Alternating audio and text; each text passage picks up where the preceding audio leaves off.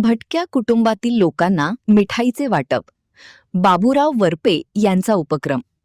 रामपूरचे नागरिक व जिल्हा परिषद प्राथमिक शाळा बागिलगे, तालुका चंदगडचे उपक्रमशील शिक्षक बाबूराव वरपे यांनी लग्नाच्या वाढदिवसाचे औचित्य साधून हलकर्णी परिसर, पाटणे फाटा परिसर, नागनवाडी, शिरगाव परिसरातील 50 कुटुंबातील मजूर व भटक्या कुटुंबातील मुले, पुरुष मंडळी व महिला भगिनींना साड्या, कपडे व मिठाई वाटून आनंद साजरा केला.